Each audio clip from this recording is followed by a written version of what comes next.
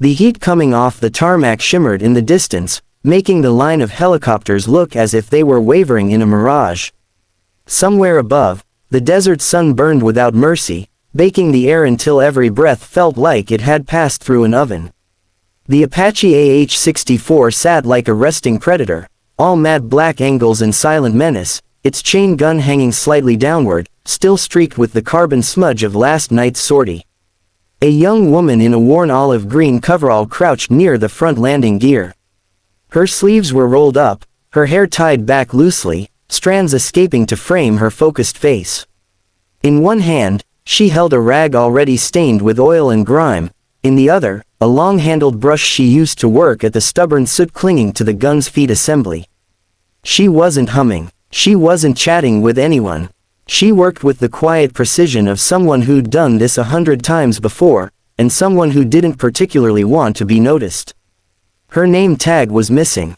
That alone set her apart from the other ground crew scattered across the apron, whose patches and ranks were always displayed. But on her right shoulder, just below the seam, a dark, frayed patch clung stubbornly to the fabric. It wasn't regulation. The edges were worn, as though it had been unpicked and re-stitched countless times. A faded emblem of a hawk clutching a lightning bolt sat above two lines of text so weathered they were almost unreadable. From a few yards away, a man in a navy blue flight suit approached. His helmet was tucked under one arm, visor cover dangling. His strides were confident but not hurried, the kind of walk you developed when you'd been around flight lines long enough to know there was no point rushing unless something was on fire. The embroidered wings above his chest read Captain Evans. He was mid-sentence to another pilot walking beside him when his gaze drifted toward the Apache being serviced. His words stalled in his throat. The other pilot noticed, following his line of sight, but whatever he saw didn't prompt the same reaction.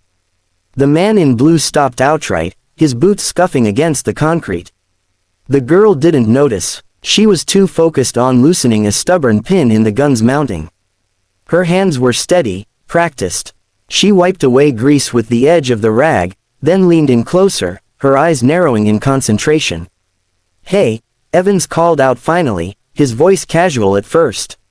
"You knew." She straightened slightly, but didn't look at him. "Sort of," she said, voice low. Then she bent back to her work. Something in the way she said it, flat, almost guarded, made his brows knit. He took a few more steps until he was beside her. "Sort of," he repeated, "not a lot of, sort of, on a flight line. You either are or you aren't." This time, she looked up.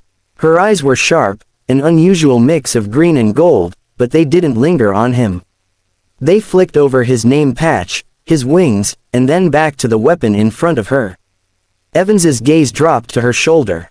The patch. His breath caught. He knew that emblem. Not from current service. No, this was from years ago.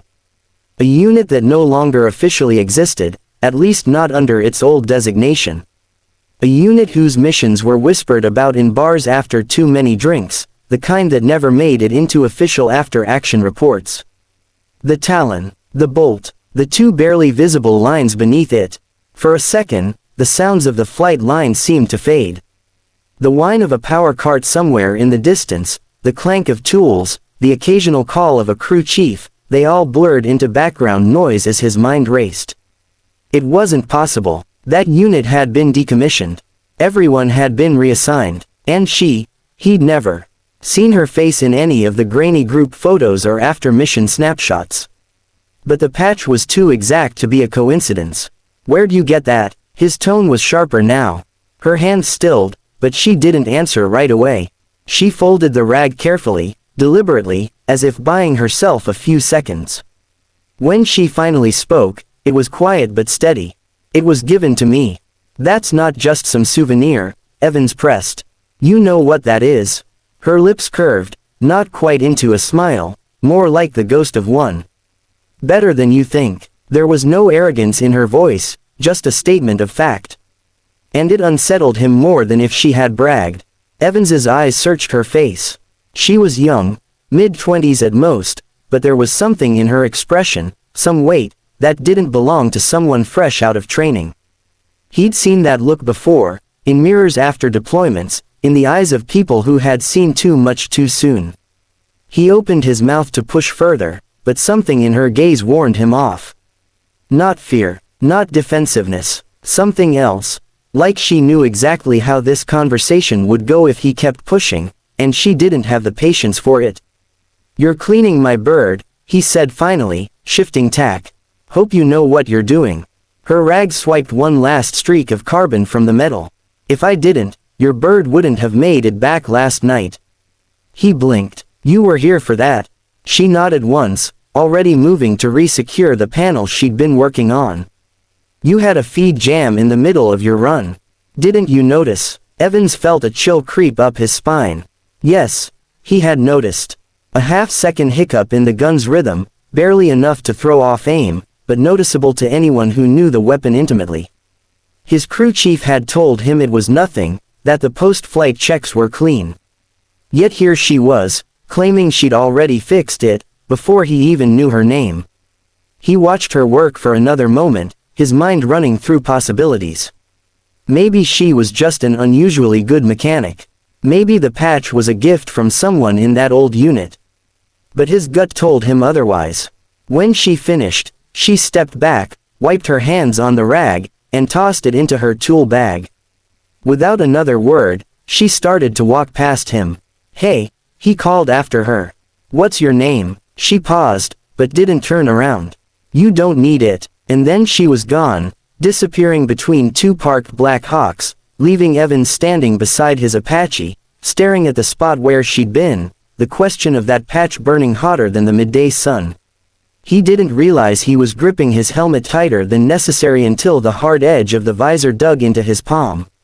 Something told him this wasn't over. Evans didn't move for a long moment after she vanished behind the Black Hawks. The patch's image was still burned into his mind, more vivid now than the aircraft looming behind him. He had to force himself to focus on the flight ahead, but every checklist felt mechanical, every step of the pre-flight routine like it was happening in a fog. During the mission that afternoon, his thoughts kept drifting.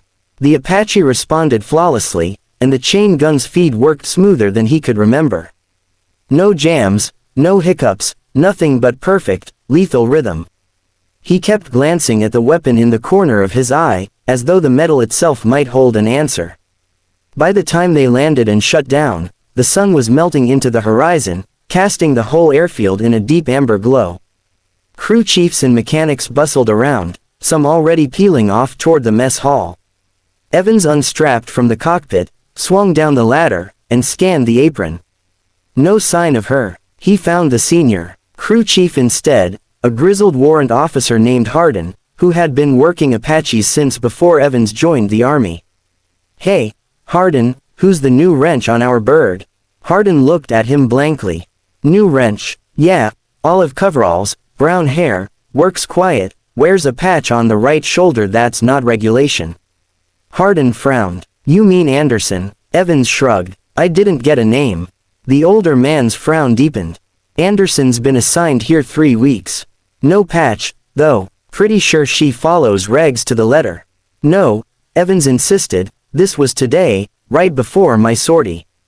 I saw her cleaning the gun." Hardin tilted his head. "Funny thing, sir, nobody was touching your bird right before you took it up. She was signed off and parked. Maybe you saw someone else from another crew." Evans opened his mouth to argue but stopped. He could feel it, that pull in his gut that told him he wasn't imagining things. "Right," he said instead. "Maybe I mixed up the timing." That night, the pilot's quarters were quiet.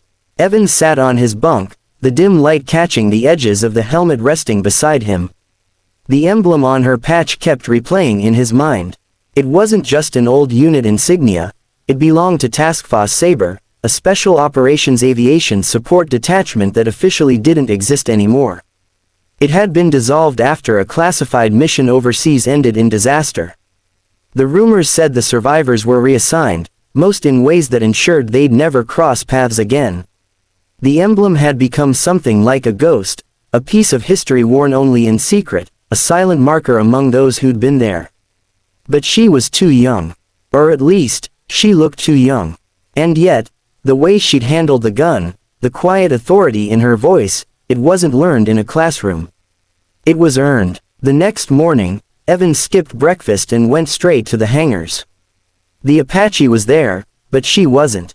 He asked around, mechanics, armorers, even the guys in the tower. Most just shrugged. It wasn't until late afternoon that he caught sight of her again, this time near the back of the hangar, working on a disassembled M230 chain gun mounted on a rolling stand. The moment she noticed him, her hands paused mid-motion. "You've been looking for me," she said, without looking up. "Yeah," Evans replied, stepping closer. "You still not gonna tell me your name?" She slid the bolt assembly into place with a satisfying click. "Names make people think they know you. They don't." He crossed his arms. "That patch, don't." She cut in, her voice suddenly hard. The word hit him like a slap. There was steel under it, something that warned him she wouldn't tolerate a single step further in that direction. But Evans had never been great at leaving things alone. "You were in Saber." Her hands froze again, but this time, not because she was startled. It was the stillness of someone deciding whether to engage or shut you out completely. Finally, she looked at him, her eyes as sharp as he remembered. "I was near Saber. I wasn't on the roster. No official record, which means I don't exist. Which means this conversation didn't happen." Evans stepped closer. "Why be here, then? On my line, on my bird." She gave a dry, almost humorless laugh. "Because sometimes the army likes to put ghosts where no one looks for them. And sometimes, we put ourselves there." Her words carried a weight that made his chest tighten. "You saved my run yesterday," he said quietly. "That jam would have gotten you killed if you'd been 10 seconds later on the trigger," she finished. "Yeah, I know." For a moment, neither of them spoke. The hum of the hangar filled the air, the clatter of tools from somewhere far off. "I'm not trying to dig up your past," Evans said at last. "But if you're on my crew, I need to know who I'm flying with." She hesitated, then shook her head. "You don't. What you need to know is that your bird will never go up less than perfect. Not while I'm here." He could see she wasn't going to give him more. Not now. But something told him the patch wasn't just a relic, it was a promise. As he turned to leave, she called after him. "Mason." He stopped. "Yeah." Her eyes softened, just slightly. "That jam yesterday, it wasn't wear and tear. It was sabotage." His blood ran cold. "You're sure?" She gave a slow, certain nod. "Positive. And if it happened once, it'll happen again. Someone's testing you. Testing us." The implications hit him like a sudden downdraft. Sabotage meant someone inside the perimeter. Someone with access. Someone who knew how to make it look like nothing. Evans's jaw tightened. "Then we find them." Her lips curved into that same ghost of a smile.